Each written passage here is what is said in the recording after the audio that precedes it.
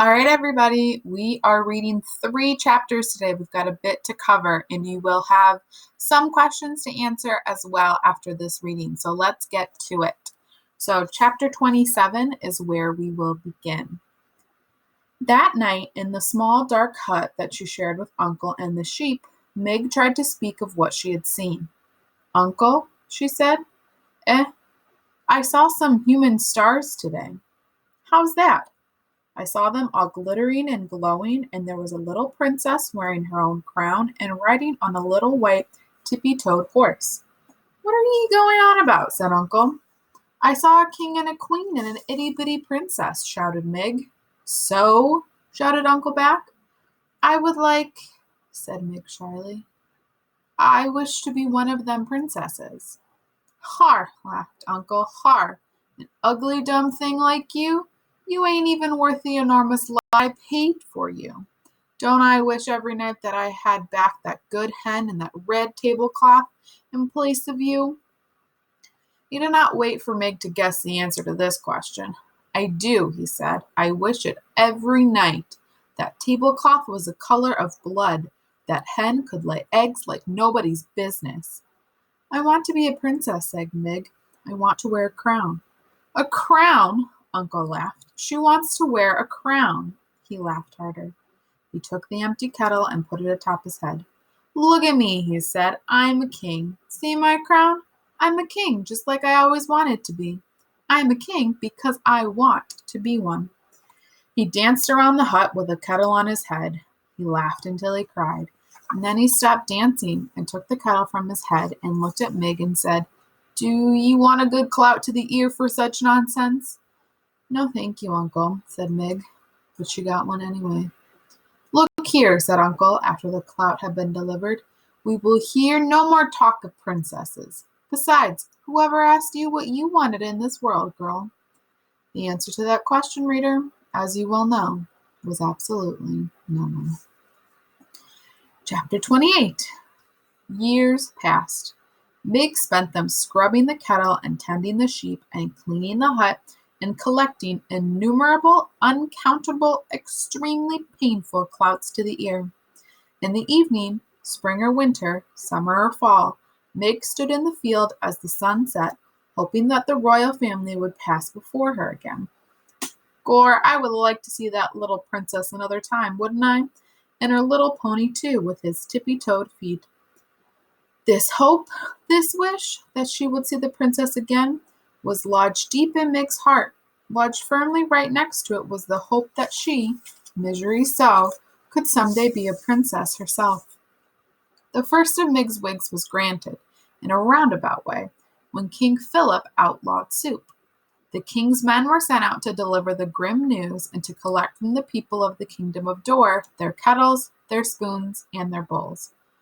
Reader, you know exactly how and why this law came to pass, so you would not be as surprised as Uncle was when one Sunday a soldier of the king knocked on the door of the hut that Meg and Uncle and the sheep shared and announced that soup was against the law. "How's that?" said Uncle. "By royal order of King Philip," repeated the soldier. "I am sent here to tell you that soup has been outlawed in the kingdom of Dor. You will, by order of the king, never again consume soup, nor will you think of it or talk about it. And I, as one of the king's loyal servants, am here to take from you your spoons, your kettle, and your bowls." "But that can't be," said Uncle. "Nevertheless, it is." "What will we eat? And what'll we eat it with?" "Cake," suggested the soldier, "with a fork." "And wouldn't that be lovely," said Uncle, "if we could afford to eat cake?" The soldier shrugged. "I am only doing my duty. Please hand over your spoons and your bowls and your kettle." Uncle grabbed hold of his beard. He let go of his beard and grabbed the hair on his head. "Unbelievable," he shouted. "I suppose next the king will be wanting my sheep and my girl, seeing as those are the only possessions I have left." "Do you want a girl?" said the soldier. "I do," said Uncle. "A worthless one, but still, she is mine." "Ah," said the soldier, "that I am afraid is against the law too. No human may own another in the kingdom of Dor. But I paid for her fair and square with a good laying hen and a handful of cigarettes and a blood-red tablecloth." No matter, said the soldier. It is against the law to own another. Now you will hand over to me, if you please, your spoon, your bowls, your kettle, and your girl. Or if you choose not to hand over these things, then you will come with me to be imprisoned in the castle dungeon. Which will it be? And that is how Misery So came to be sitting in a wagon full of soup-related items next to a soldier of the king. Do you have parents? Said the soldier. I will return you to them. Eh? Ma? Shouted the soldier. Dead, said Mig. Your pa? Shouted the soldier. I ain't seen him since he sold me. Right. I'll take you to the castle then. Gore, said Mig, looking around the wagon in confusion. You want me to paddle? To the castle, shouted the soldier. I'll take you to the castle. The castle? Where the itty-bitty princess lives? That's right. Gore, said Meg. I aim to be a princess too someday. That's a fine dream, said the soldier. He clucked to the horse and tapped the reins, and they took off. I'm happy to be going, said Mig, putting a hand up and gently touching one of her cauliflower ears. Might just as well be happy, seeing as it doesn't make a difference to anyone, but you, if you are or not, said the soldier. We will take you to the castle, and they will set you up fine. You no longer will be a slave. You will be a paid servant. Eh? Said Meg. You will be a servant, shouted the soldier, not a slave. Gore, said Meg, satisfied. A servant I will be, not a slave. She was 12 years old. Her mother was dead. Her father had sold her. Her uncle, who wasn't her uncle at all, had clouded her until she was almost deaf. And she wanted, more than anything in the world, to be a little princess wearing a golden crown and riding a high-stepping white horse. Reader, do you think that it is a terrible thing to hope when there is really no reason to hope at all? Or is it, as the soldier said about happiness, something that you might just as well do, since in the end, it really makes no difference to anyone but you? In chapter 29. Misery So's luck continued. On her first day on the job as a castle servant, she was sent to deliver a spool of red thread to the princess. Mind, said the head of the serving staff, a dour woman named Louise, she is royalty, so you must make sure you curtsy. How's that? Said Mig. You must curtsy, shouted Louise. Gore, said Mig. Yes'm. She took the spool of thread from Louise and made her way up the golden stairs to the princess's room, talking to herself as she went. Here I am off to see the princess, me, Misery So, seeing the princess up close and personal like. And first off, I must curtsy because she is the royalty. At the door to the princess's room, Mig had a sudden crisis of confidence. She stood a moment, clutching the spool of thread and muttering to herself. Now how did that go? She said. Give the princess a thread and then give her a curtsy? No. First the curtsy and then the thread. That's it. Gore, that's right. That's the order. Start with the curtsy and finish with the thread. She knocked at the princess's door. Enter, said the P. Mig, hearing nothing, knocked again. Enter, said the P. And Mig, still hearing nothing, knocked yet again. Maybe, she said to herself, the princess ain't to home. But then the door was flung wide, and there was the princess herself, staring right at Misery So. Gore, said Mig, her mouth hanging open. Hello, said the P. Are you the new serving maid? Have you brought me my thread? Curtsy I must, shouted Mig. She gathered her skirts, dropped the spool of thread, stuck a foot out, stepped on the spool, rocked back and forth for what seemed like quite a long time, both to the watching princess and the rocking Mig, and finally fell to the floor with a Miggish thud. Whoopsie, said Mig. The P could not help it. She laughed. That's all right, she said to Mig, shaking her head. It's the spirit of the thing that counts. How's that? Shouted Mig.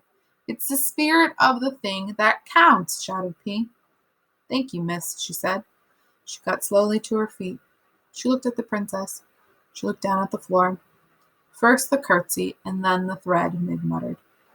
Pardon, said Mig. Gore, said Mig, the thread. She dropped to her hands and knees to locate the spool of thread. When she found it, she stood back up and offered it to P. I brought you your thread, didn't I? Lovely, said the princess, as she took the thread from Mig. Thank you so much. I cannot seem to hold on to a spool of red thread. Everyone I have disappears somehow. Are you making a thing? Said Mig, squinting at the cloth in the P's hand. I am making a history of the world. My world, said the P, in tapestry. See? Here is my father, the king, and here he is playing the guitar, because it is something he loves to do and does quite well. And here is my mother, the queen, and she is eating soup, because she loved soup. Soup! Gore! That's against the law. Yes, said the princess. My father outlawed it because my mother died while she was eating it. Your ma's dead? Yes, said the P. She died just last month. She bit her bottom lip to stop it from trembling. Ain't that the thing, said Mig. My ma's dead too. How old were you when she died? Bold was I? Said Mig, taking a step back from the princess. I'm sorry then. No. How old were you? Shouted the P. Not but 6, said Mig. I'm sorry, said the princess. She gave Mig a quick, deep look of sympathy. How old are you now? 12 years. So am I, said the princess. We're the same age. What is your name? Misery so. But most just call me Mig. And I saw you once before, princess. You passed by on a little white horse.